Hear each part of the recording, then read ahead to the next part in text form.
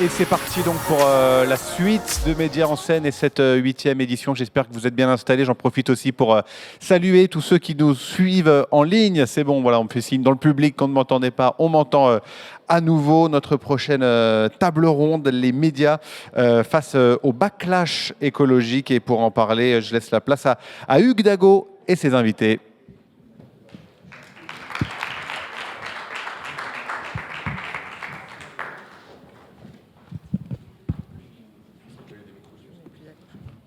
Vous avez tous un micro à votre place, je pense.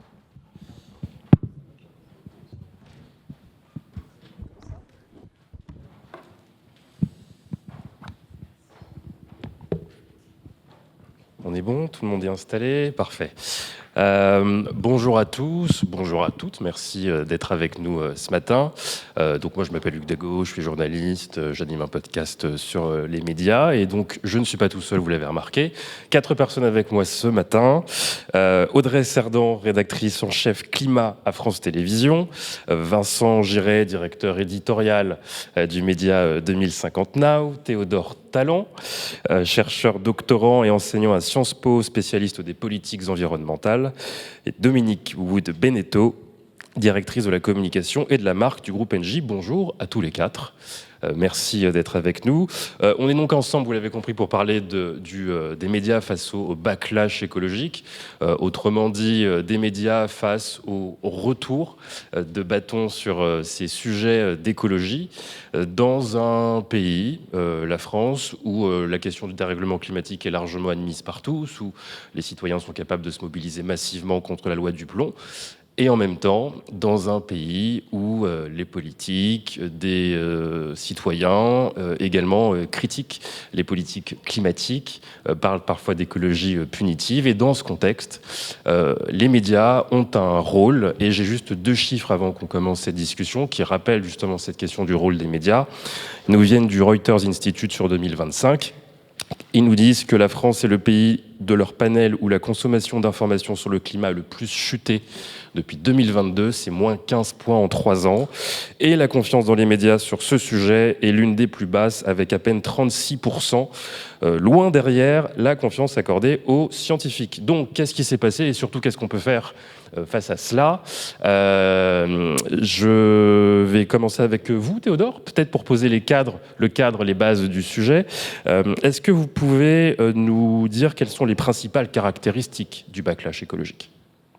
Bonjour à toutes et à tous, merci pour l'invitation. Effectivement, ça fait un moment qu'on entend parler de ce terme backlash écologique. Il faut juste comprendre pourquoi on utilise ce terme. Le terme backlash, c'est un terme anglais qu'on pourrait traduire par retour de bâton, contre-coup, retour en arrière, mais qui a été utilisé autour d'enjeux non environnementaux à l'origine. Mais en gros, ça veut dire la réaction négative, réaction au sens un peu réactionnaire, mais la réaction négative face à une dynamique de progrès, de transformation. On l'a beaucoup utilisé pour les questions de droits des femmes dans les années 80-90 aux États-Unis. Et du coup, récemment, moi, c'est vrai qu'il y a 2 ans déjà, j'ai commencé à l'utiliser pour la question écologique en disant, face à une transformation écologique à l'œuvre depuis 2018-2019, une augmentation de la science de l'enjeu environnemental, tout un ensemble de régulations environnementales qui sont mises en place, de 2019 à 2022-2023, on a une réaction qui est apparue, autour de 2023 en Europe, qui s'est un peu diffusée ensuite dans les différents États membres et qui se traduit par une conflictualisation des discours sur l'enjeu écologique, à la fois du côté des partis mais aussi des médias, une hausse de la désinformation, du mécontentement qui peut émerger localement dans la société et surtout qui se traduit par des reculs réglementaires. Ça veut dire soit repousser des régulations, soit affaiblir des régulations, soit, voire parfois dans certains pays, adopter des régulations objectivement anti-environnementales. C'était le cas avec la loi du plomb qui a été remodelée. Et du coup, on parle de backlash écologique parce qu'on voit ce retour en arrière. Après, la question toujours de ce qu'il faut se poser, c'est comment on en arrive à ce backlash écologique. Et en fait, ce qui fait qu'on parle de backlash écologique, c'est pas juste qu'il y a du mécontentement dans la société. Il y aurait quelques citoyens localisés, par exemple impactés par des zones à faible émission, qui s'opposeraient dans certains territoires, par exemple opposés à la rénovation énergétique. C'est qu'on a de l'opposition qui peut émerger dans des territoires du fait d'impacts de politiques très concrètes, mais surtout ce qui se passe, c'est qu'on a des partis politiques qui depuis 1 ou 2 ans, en alignement avec des médias, notamment de groupes privés, parce que ça a été bien démontré par l'Observatoire des médias sur l'écologie. Donc ces médias et certains acteurs politiques ont décidé de conflictualiser l'enjeu, de s'opposer très très fort à l'enjeu écologique, de pousser pour des régulations anti-environnementales. Et face à cette réaction négative, encore une fois au sens réactionnaire, on n'a pas une défense ardue de l'enjeu écologique par l'ancienne coalition écologique qui allait du bloc central à la gauche. Et du coup, on a un peu un rouleau compresseur du backlash qui l'emporte. Est-ce que l'un d'entre vous veut compléter? Vous êtes d'accord sur ce constat-là? Est-ce que vous voyez d'autres ressorts éventuellement au backlash écologique? Peut-être juste pour... bon, d'abord, bonjour à tous. Juste peut-être pour compléter, je partage totalement ce que Théodore vient de dire. Il y a aussi la question centrale du coût et du pouvoir d'achat qui vient... Alors, je ne sais pas si c'est une donnée complémentaire, si c'est... Voilà, mais on voit bien la prédominance de la préoccupation du pouvoir d'achat, donc du coût, de la compétitivité, etc., qui fait... que forcément, dans les arbitrages qui sont faits, il peut y avoir effectivement une dépriorisation des enjeux climatiques, écologiques, etc. Même si, et on en reparlera, mais même si l'opinion est beaucoup moins caricaturale et beaucoup moins divisée que ce qu'on laisse entendre. Ouais, oui. C'est le fameux fin du mois versus fin du monde. C'est un peu ça? Oui, je pense que c'est même très très concret. Enfin, sur les sujets énergétiques, qui sont ceux que je connais, mais qui ont eu un lien très très fort avec les enjeux climatiques. La crise énergétique de 2022, elle a montré que l'énergie était un bien rare, elle pouvait être un bien cher, et que le fait de la verdir pouvait poser des questions sur son coût demain. Donc, quand votre facture est déjà en train de s'envoler, et les prix sont redevenus très bas aujourd'hui, et les Français ont encore la perception que l'énergie est chère. Donc, il y a vraiment cette angoisse d'en faire trop et d'avoir un prix trop important à payer. Vous souhaitiez compléter, Audrey? Oui, bonjour à tous et merci pour cette invitation aussi. Juste un mot sur l'opinion publique, parce qu'il y a quand même des études qui montrent que le backlash, et s'il existe, il est avant tout politique, peut-être médiatique, mais qui ne se reflète pas forcément dans l'opinion publique. C'est une étude notamment de Parlons Climat qui le raconte. Et en fait, nous, ce qu'on voit, moi donc je travaille à France Télévisions, c'est que le public ne nous dit pas « on ne veut plus en entendre parler, ça ne nous intéresse pas, arrêtez avec ça », plutôt au contraire, c'est-à-dire que soit ils nous disent « vous en parlez suffisamment », soit ils nous disent « vous n'en parlez pas assez ». Et donc on n'est pas face à un backlash de la part non plus de l'audience, des citoyens. Donc il faut bien différencier les zones dont on parle et ceux dont on parle. Donc ça, pour nous, service audiovisuel public, ça reste de notre responsabilité de traiter le sujet parce que la science nous dit que c'est un sujet important, parce qu'il y a des débats publics autour de ça, mais aussi parce que notre public nous le demande. Et en même temps, je l'ai dit en introduction, la consommation d'infoclimat baisse fortement et la confiance aussi, elle est entamée. Donc d'un point de vue média, vous pensez que ça vient d'où en fait, ce dont je parle ? Je pense que, puisqu'on est dans un festival où on réfléchit au rôle des médias, à la place des médias, en complément de ce que mes camarades viennent de dire, je pense qu'il y a quand même un sujet d'introspection collective qui est nécessaire. Il y a un sujet du comment. On sait en fait, dans d'autres études, on sait que 80-95% des Français ont conscience d'abord que le réchauffement climatique, c'est bien anthropique, ça existe. Voilà, on croyait un certain temps que c'était loin, que c'était les autres, que c'était pas nous. Et puis on se rend compte aujourd'hui, c'est que c'est maintenant, c'est aussi chez nous, et qu'on est les uns et les autres tous concernés, quel que soit l'endroit où on habite. Et il y a un échec quand même. Hein. Il y a un échec collectif des récits, de la façon dont on parle du sujet. En décalage avec quand même il ne faut pas noircir le tableau. Je pense qu'il y a une compréhension globale des Français et des Européens en particulier sur ces sujets-là. L'Europe d'ailleurs étant quand même le continent le plus en pointe sur ces sujets-là, même si le backlash existe. Mais voilà, comment on parle de ces sujets-là ? Et tout en étant au plus près de la science, et plus on fréquente les scientifiques, plus on sait que c'est grave, plus on sait que c'est très très grave même. Mais il y a une question de ton. Je pense que la même introspection devrait avoir lieu aussi sur les partis politiques qui s'intéressent à ça, et notamment ceux qui se proclament écologistes, qui n'ont pas forcément fait beaucoup de bien à la cause écologique quand on regarde les scores qu'ils font. Donc il y a une interrogation nécessaire. Certains la portent, hein, je pense à des gens comme François Gémen, etc. Et nous, en tout cas, à notre petite échelle, avec 2050 NAO, on essaye d'en parler différemment. Parce qu'on a essayé de quantifier. En fait, il y a un tiers de la population active, il y a 14 millions de Français qui pensent que la transition écologique les concerne dans leur vie personnelle, dans leur vie professionnelle. Ils se sentent complètement écrasés par le caractère anxiogène du sujet et par la complexité du sujet. C'est quand même un sujet très complexe. Ils sont très en attente d'informations fiables et d'acquis de la connaissance. Et ils se méfient autant du greenwashing que du catastrophisme militant. Et ça crée un espace pour créer un récit beaucoup plus concernant, qui mêle les questions de pouvoir d'achat, mais aussi des questions de pratiques individuelles. On a tous des contradictions autour de nous, on a la compréhension du sujet, on sait qu'il y a un certain nombre de choses qu'on devrait faire, on a du mal à passer à l'acte. Bon, eh bien ça, c'est un point central. Il faut travailler aussi, je pense, avec les sciences cognitives. Je m'arrête là, mais je pense qu'il y a vraiment une introspection collective à faire dans le métier des journalistes sur la façon dont on parle de ces sujets-là.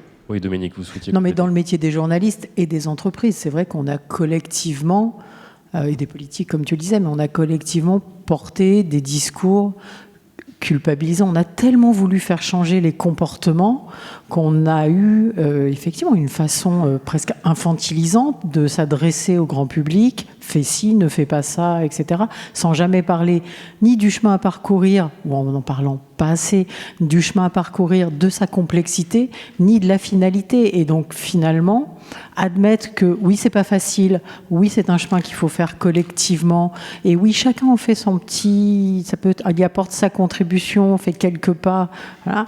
C'est sans doute, voilà, enfin, tu parlais de nouveaux récits, en tout cas, il y a aussi une nouvelle tonalité, je pense, totalement moins culpabilisante. Vous, je reste avec vous, Dominique.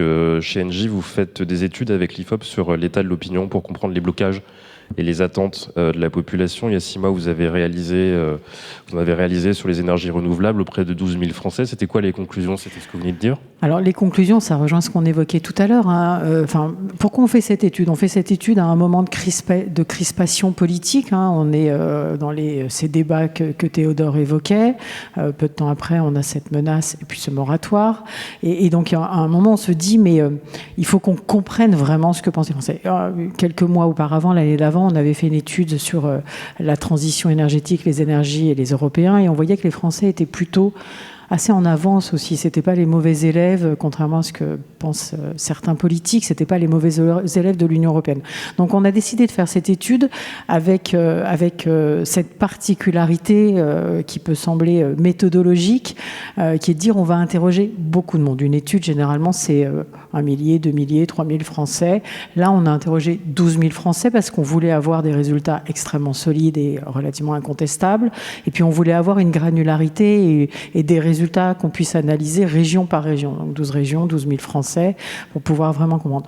Elle dit que massivement, les Français sont en faveur, alors comprennent ce qu'est la transition énergétique, sont en faveur du développement des énergies renouvelables. On parle de 8 Français sur 10, toutes affinités politiques confondues. C'est là qui est le plus gros paradoxe soulevé par cette étude, c'est que effectivement, y compris dans les sympathisants clairement affichés, revendiqués des partis qui sont ceux qui portent le plus cette opposition à la transition écologique, énergétique, climatique et aux énergies renouvelables, il y a encore 7 Français sur 10 qui sont totalement en soutien de cette transition énergétique. Donc on a vraiment ce décalage qu'on mentionnait tout à l'heure entre une opinion publique pour laquelle en fait le débat est tranché, et un débat qui continue de vivre au niveau politique avec parfois une brutalité ou une pension caricaturale qui est assez étonnante. Vincent, vous souhaitiez compléter? Oui, non, parce que c'est extrêmement intéressant, c'est un cas d'école en fait, la question des ENR, la question des énergies renouvelables. Et moi j'ai appris beaucoup de choses dans l'étude d'Engie, et ça me renforce dans l'idée aussi qu'il y a quand même toujours dans la pratique du journalisme et des médias, un biais qui pose problème aujourd'hui, c'est la façon dont on hystérise un certain nombre de sujets et dont un certain nombre de médias, et peut-être qu'il faut tous regarder ce qu'on fait aussi, polarisent les opinions. Et en fait, quand on rentre dans le détail, quand on prend une maille plus fine, on s'aperçoit qu'en fait, les points de vue sont beaucoup plus nuancés, que les habitants qui sont proches des éoliennes ne sont pas contre, ils sont même plutôt pour, voire très pour, plus pour que les autres. Et ça, vous voyez, c'est contre-intuitif. Et donc, c'est très intéressant de garder une capacité de modération, de distinction, de modération au bon sens du terme, c'est-à-dire de regarder le réel dans sa complexité. Ben oui, il ne s'enferme pas dans un truc qui est complètement d'un côté ou complètement de l'autre. Et là, voilà, c'est pas une mission facile, mais je pense que c'est vraiment, si le journalisme veut retrouver, tu citais, Hugues, les chiffres du Reuters Institute sur la confiance. Pourquoi la confiance en l'information et dans les médias est plus bas en France qu'ailleurs? Là, et la confiance dans les médias est très faible. Voilà, là, il y a un chantier pour retrouver la confiance, vraiment, d'avoir une capacité à pas culpabiliser, à pas hystériser, à pas polariser, à expliquer des choses dans la nuance. C'est plus difficile, il faut du temps long, c'est un métier exigeant. Je dis pas que c'est facile, mais c'est une nécessité absolue. Oui, Théodore. Oui, 2-3 remarques sur cette question des éoliennes, parce que je pense que si on comprend ce qui se passe autour des énergies renouvelables, on comprend beaucoup de choses qui se passent autour du backlash écologique. D'abord, sur les médias, ça renforce l'idée que les médias doivent déjà juste tout simplement transmettre l'information aux citoyens, parce qu'il y a beaucoup de citoyens qui ont cette sensation que les énergies renouvelables, c'est conflictuel, et du coup, ça devient performatif. Donc ça, c'est assez évident, donc je ne vais pas élaborer davantage sur cette question-là, mais c'est que les médias ont un rôle aussi juste simplement à transmettre la vérité et de dire ce que les citoyens pensent. Parfois, il suffit d'une minorité de blocage qui est très vive, qui peut s'emparer de la question écologique et bloquer la transformation de la société. Sur le cas des énergies renouvelables, effectivement, on a 70-80% des gens qui sont plutôt favorables. La difficulté, parfois, dans les zones rurales, c'est qu'il suffit de 4, 5, 6 personnes dans un village pour bloquer les projets d'énergie renouvelable. Et du coup, il faut comprendre comment est-ce qu'on rassemble à la fois cette majorité en soutien au niveau déclaratif et aussi ces conflits locaux qui parfois opposent des petites minorités à des grandes majorités. Et ça, il faut réussir à détricoter au niveau local les oppositions. Mais surtout, ça c'est vraiment le point qui est important puisqu'on parle des médias, pourquoi est-ce qu'on observe alors une société majoritairement en soutien et des partis politiques qui s'opposent? Et ça, c'est quand même quelque chose que les sciences sociales, notamment la science politique, peut nous apprendre. C'est l'enjeu de la science des enjeux politiques. La science, ça veut dire à quel point est-ce que l'enjeu il est priorisé par rapport à d'autres enjeux. Or, la grosse problématique qu'on a, c'est que même dans l'électorat de droite et l'extrême droite, qui est donc un électorat qui vote pour des partis contre les énergies renouvelables, ces électorats ne considèrent pas l'enjeu environnemental comme une priorité électorale. Donc ça veut dire que même s'ils sont pour les énergies renouvelables, si les partis politiques au pouvoir s'opposent aux énergies renouvelables, on ne va pas avoir une sanction de ces partis de la part de ces électeurs.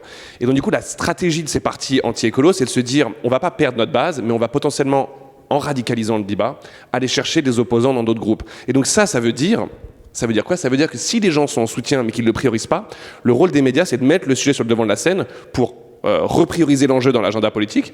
En réalité, si on parle d'écologie au quotidien, les citoyens ils vont reprioriser cet enjeu par rapport à d'autres enjeux, et du coup ça va aussi empêcher les acteurs anti-écolos de dérouler leur agenda anti-écologique. C'est exactement ce qui s'est passé en 2018-2019. Si on se rappelle, Marche pour le climat, qu'est-ce qui se passe après? Les médias en parlent beaucoup, on le voit avec l'Observatoire des médias sur l'écologie, on peut mesurer aussi les données, on en parle beaucoup, et ensuite on observe des élections européennes plutôt favorables à l'enjeu écologique et des partis maintenant anti-écolo qui n'étaient pas anti-écolo en 2019. Donc les médias, ils ont ce rôle de remettre le sujet à l'agenda pour que les citoyens plutôt pro-écolo mais qui n'ont pas forcément ce sujet comme priorité, le remettent en priorité. Le remettre à l'agenda, après ça pose la question de dans quelle proportion et de quelle manière. Toujours l'Observatoire des médias sur l'écologie nous dit que les médias consacrent environ 4,5% de leur temps d'antenne aux crises environnementales, mais que la part dédiée aux solutions serait d'environ 1%. Je me tourne spontanément vers vous, Audrey, à France Télévisions. Déjà, comment est-ce que vous accueillez ces chiffres et quelle réponse vous tentez d'apporter à cela? Eh ben, c'est une très bonne question. Moi, je pensais aussi à ce que disait Vincent tout à l'heure sur la manière dont on parle de ces sujets. En gros, c'est un sujet qui est pas nouveau, mais qui en fait est assez nouveau dans l'ampleur qu'il prend dans le débat public, dans l'importance qu'il a. Et en fait, c'est un défi pour les journalistes de comprendre quelle est la bonne manière de faire, comment on en parle. Et pour ça, il faut à la fois effectivement trouver le bon ton, il faut aussi avoir les bonnes structures en interne dans les médias. Et ça, c'est des choses qu'il faut mettre en place. À France Télé, on a tenté d'avoir des réponses pour ça, qui sont de créer un service dédié à ça avec des spécialistes, qui donc du coup vont avoir une approche qui n'est pas juste en fonction de l'actualité, mais qui vont tout le temps traiter le sujet. Parce qu'en fait aussi, le défaut d'avoir un traitement uniquement quand c'est dans l'actualité, que on va vers la catastrophe et pas vers la solution naturellement. Donc il faut mettre en place des systèmes, des structures qui permettent d'avoir un traitement qui est plus qualitatif que juste redire tout brûle, c'est la catastrophe. Donc, avoir des spécialistes qui traitent ça au quotidien. On a aussi le journal Météo Climat, qui est une façon de parler du climat tous les jours à travers la météo. Et c'est aussi une manière de le faire rentrer dans le quotidien et de ne pas en parler que quand ça va très mal, mais d'en parler tous les jours sur plein de sujets différents. L'adaptation au changement climatique, comment on fait demain s'il fait plus chaud, comment on fait demain s'il y a beaucoup plus de précipitations, de parler aussi de comment on baisse les émissions tous les jours, voilà, que ça fasse partie du paysage et que ce soit quelque chose de partagé par tous.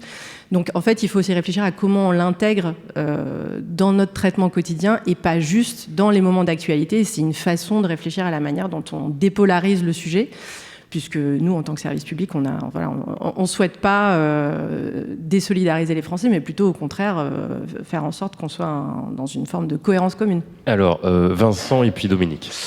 Non, je poursuis ce que dit Audrey, c'est vraiment important. Si on regarde les sujets qui hystérisent le plus, qui font des polémiques, on a tous eu peut-être parfois dans nos réveillons de fête, des sujets sur ces trucs-là. Il y a les éoliennes, bien sûr, on vient d'en parler. Il y a l'agriculture, et j'y reviendrai, et il y a la voiture électrique. Bon, et ces trois sujets, c'est très intéressant d'examiner la façon dont on en parle, en fait. Et là, du coup, il y a des sujets de compréhension, il y a des sujets de pouvoir d'achat qu'on a déjà évoqués, il y a des sujets de récit. Et je pense à Aude Baron, qui est là, qui est notre rédactrice en chef, à 2050, et qui a ce triptyque compréhension, solution, action. Donc il y a vraiment l'idée d'éclairer les solutions. Tu disais, Hugues, que les études montrent qu'en fait les solutions ne sont pas assez éclairées. Solutions, c'est pas gentil, les solutions. Solutions, c'est hyper exigeant de trouver des bonnes solutions et de les faire partager. Des choses qui marchent. Les choses, et voilà. Et il y en a plein dans les entreprises par ailleurs. Donc en plus, il y a des choses qui sont complètement contre-intuitives, qui mêlent beaucoup plus de gens et beaucoup plus d'idées, qui sont du coup, on n'est plus dans le caractère anxiogène, on passe dans c'est tout ça, et les sciences cognitives ont travaillé là-dessus. Si vous éclairez des solutions, il y a beaucoup plus de chances que les gens aient envie de faire des choses que vous éclairez exclusivement la gravité des faits et le caractère anxiogène. Il ne s'agit pas d'édulcorer la gravité des faits. La gravité, tous ceux qui sont là, je pense, la partagent. Mais il faut éclairer les chemins de passage. Il faut éclairer, et ça, c'est complètement... Je veux dire, je fais ce métier depuis un certain nombre d'années. À bien des égards, c'est complètement anti-journaliste dans sa façon de fonctionner. Parce qu'un journaliste, c'est d'abord... Il est fabriqué pour parler des choses qui vont mal. Et bien évidemment, le journaliste, c'est de l'enquête, c'est de l'investigation, c'est aussi une capacité à révéler des choses négatives, il y en a beaucoup. Il faut surtout garder cette dimension du journaliste, il ne faut pas jeter le bébé avec l'eau du bain. Mais si nous, journalistes, on se projetait un peu plus en disant on va éclairer des solutions, on n'est pas dans le biais de négativité permanent. Le biais de négativité, il a abîmé fondamentalement la confiance des journalistes et la confiance envers les médias. Donc essayons de retrouver, sans naïveté, en professionnel, des manières de parler de ces sujets qui donnent envie, qui éclairent des solutions, qui éclairent des personnalités inspirantes, qui éclairent des gens et des entreprises qui font. Et ça, c'est vraiment un truc qui me paraît fondamental si on veut avoir la peau du backlash écologique. Audrey. Alors, juste pour revenir à un peu l'aspect fondamental, c'est par ailleurs un truc que nous demande le public. C'est pas juste nous, journalistes, qui nous disons c'est ça qu'il faut faire parce que c'est très important. C'est en fait quand on demande à notre public, en fait, qu'est-ce que vous pensez de notre traitement, qu'est-ce qui vous va pas, leur réponse est celle-là. C'est en fait vous nous dites tout le temps que ça va mal. Maintenant, on a compris. Passez à l'étape suivante, s'il vous plaît. Voilà. Et donc, c'est écouter le public, c'est vraiment avoir une vraie relation avec le public et l'accompagner dans les questionnements qu'ils ont. Dans le journal Météo Climat, on a un module participatif où on prend les questions des téléspectateurs et c'est les scientifiques qui ont la confiance du public qui répondent directement. Et ça, c'est vraiment quelque chose d'important. C'est pas juste à nous, journalistes, de faire la pluie et le beau temps. C'est vrai, il y a vraiment une dimension d'écoute qui est essentielle. Et quand on écoute, c'est ça qu'on entend. C'est pas très compliqué. Non, rapidement, moi je voudrais quand même, il y a un moment, il faut aussi qu'on appelle un chat, et je pense qu'il y a un sujet sur lequel on a une responsabilité collective. Ce sont des sujets qui aussi font l'objet de fake news, de mésinformation, désinformation, manipulation de l'information, appelons-les comme on veut. Je ne sais plus quel est le nom des ONG qui avaient fait cette étude qui est parue au mois d'octobre, qui avait recensé plus de 530 fausses informations ayant circulé sur les médias français sur les 8 premiers mois de l'année 2025. 70% de ces fausses informations concernaient les énergies renouvelables. Le reste des sujets étaient climatiques. Plus de 530 informations fausses qui circulent dans tous les médias français, c'est un vrai sujet. Et donc, pourquoi je dis qu'on a une responsabilité collective, c'est qu'on a tous un rôle à jouer, quoi. On ne peut pas laisser dire n'importe quoi. Quand on voit quelque chose qui est une aberration, chacun doit exercer son sens critique et sa liberté d'expression pour dire non, ça c'est pas possible, on ne peut pas laisser dire n'importe quoi. Il y a une charte pour un journalisme à la hauteur de l'urgence écologique signée par plus de 100 rédactions, dont France Télévisions. Elle invite, non pas France Télévisions. Pourquoi j'avais lu France Télévisions? Je crois que Radio France l'avait signé, mais pas France Non, Télévisions. alors à ma connaissance, en tout cas du temps où j'étais dans cette maison, nous n'avions Autant pas pour signé moi. pour plein de raisons qu'on peut Oui, pareil. expliquer. Ok, Mais, très bien. Qu'est-ce qui vous convenait pas avec cette charte? Moi, je ne vais pas parler au nom de France Télévisions, mais si on devait signer une charte, on l'écrirait nous-mêmes, parce qu'on est une rédaction avec nos propres... qu'on est une grosse rédaction, on est de 2000 journalistes.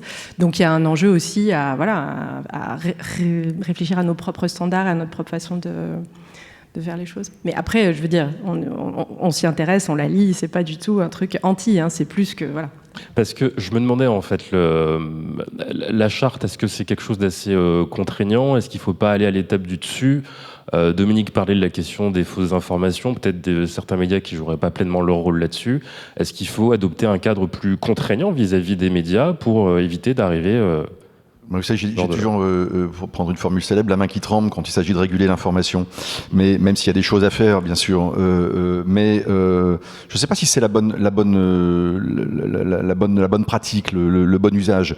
En revanche, il y a une pratique quand même journalistique qui est utile. On se dit parfois, mais ça sert à rien devant le caractère toxique du champ de l'information aujourd'hui. C'est le debunking. Le debunking, c'est quoi? C'est de se dire, il y a une EPSI qui vient être dite, qui peut être portée soit par quelqu'un qui n'est pas journaliste, soit par un média puissant. Je pense par exemple à un journal dominical qui avait titré coût des énergies renouvelables 300 milliards d'euros. Bon, ceci est complètement faux. Bon, est-ce que vous prenez le temps de vous dire, je débunk le truc, c'est-à-dire en fait, je dis, tel média ou telle personnalité vient d'affirmer ça. Je vous explique pourquoi, en fait, on a démonté le chiffre et pourquoi c'est faux. Bon.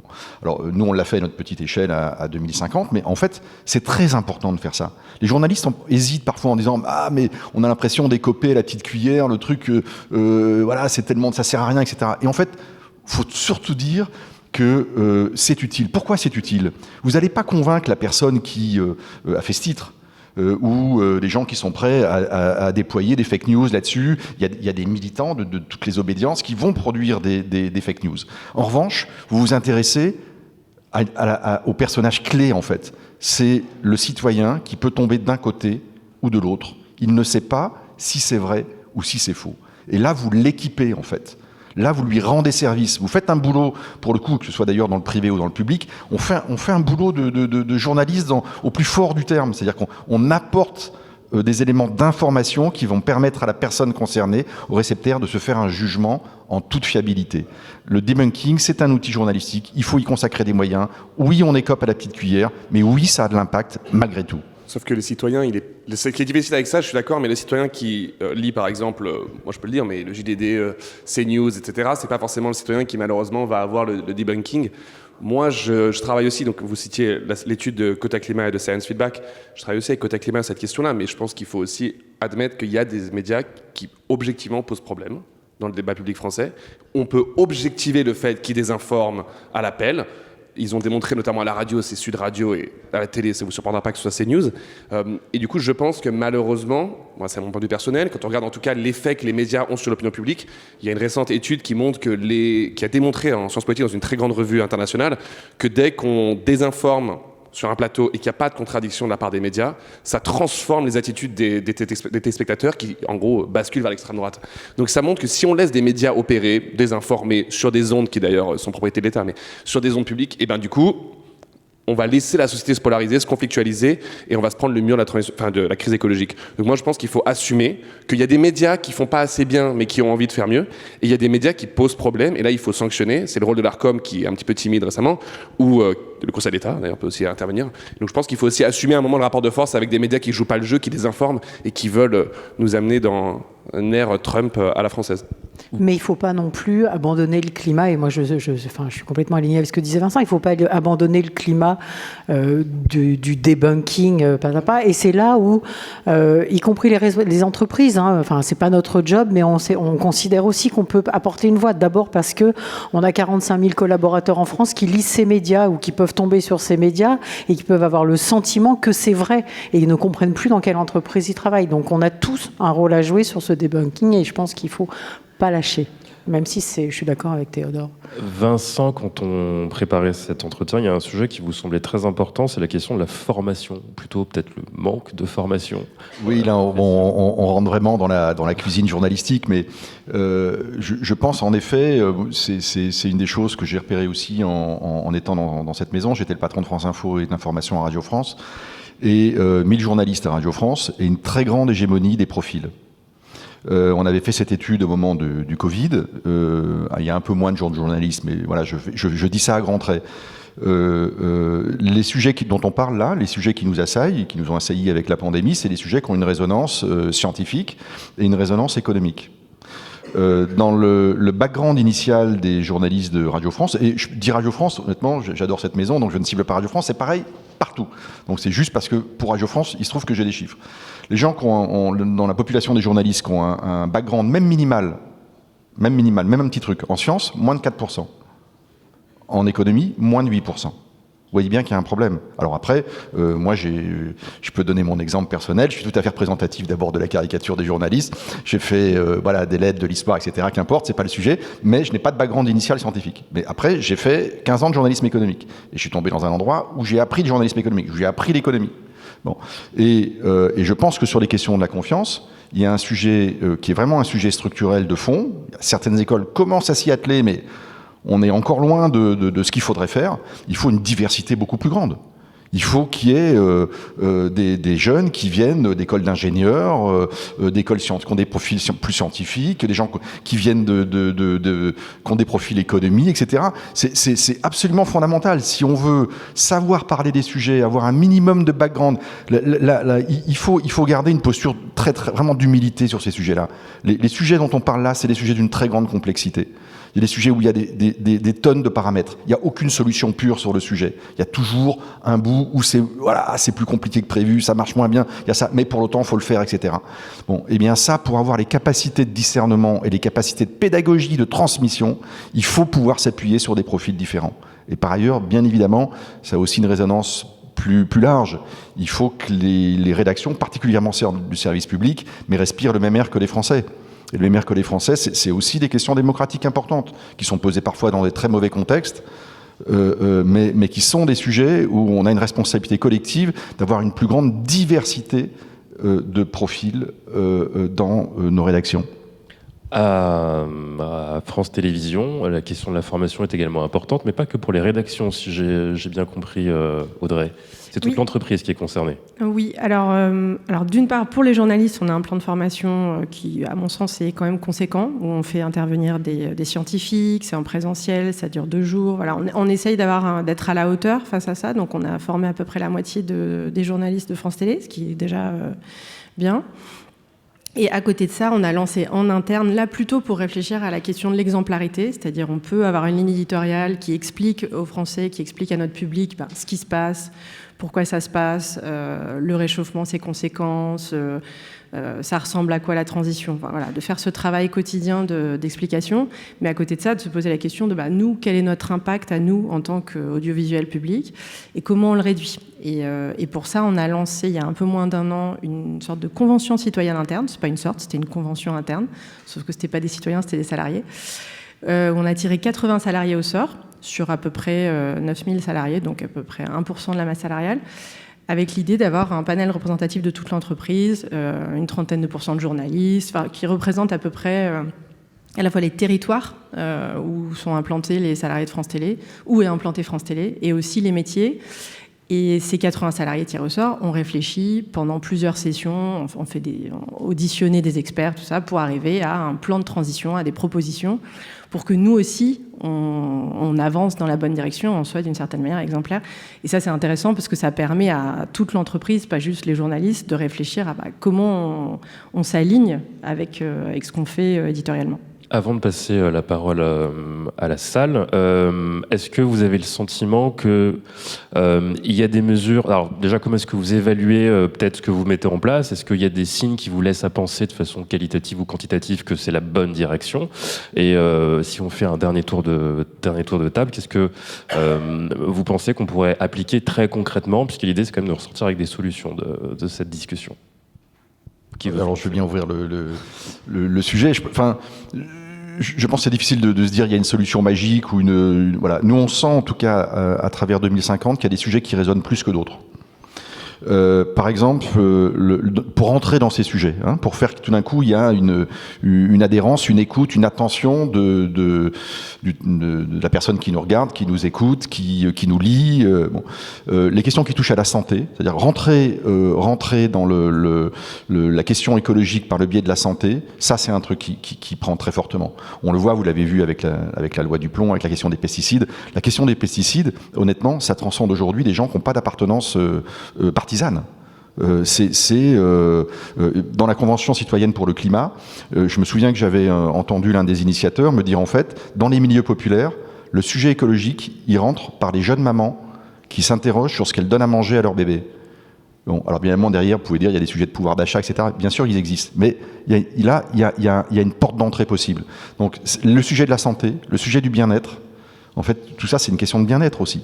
Donc, rentrons par des sujets où on voit les gains, en fait. Il faut que nos audiences s'intéressent. Enfin, elles vont être sensibles et réceptives. Elles sont d'autant plus réceptives si vous montrez qu'en fait, il y a des gains, il y a des acquis à prendre. Et c'est une forme aussi de journalisme qui est assez sous-développée et qui, à mon avis, est très intéressante et pertinente pour la suite. Très bien, 30 secondes chacun.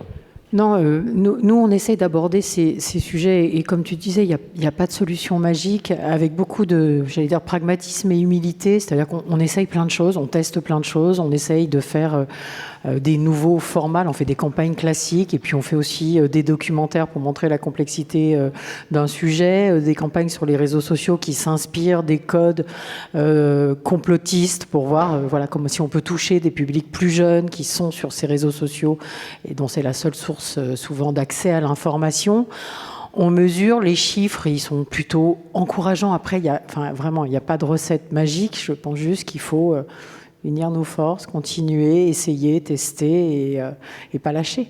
Théodore. En 30 secondes, deux choses. La contradiction. L'étude que je sais tout à l'heure montre que si on laisse une personne dire des fake news sur les problèmes, donc c'est-à-dire le changement climatique ou les solutions, typiquement quelqu'un qui dit la voiture électrique c'est pire que la voiture thermique, eh ben, on transforme l'opinion publique, alors que si on ne laisse pas des personnalités sur les plateaux tenir ce genre de propos, eh ben, l'opinion publique, elle reste critique. Donc ça, c'est numéro un, ne pas reculer face à des gens qui désinforment sur les problèmes et les solutions.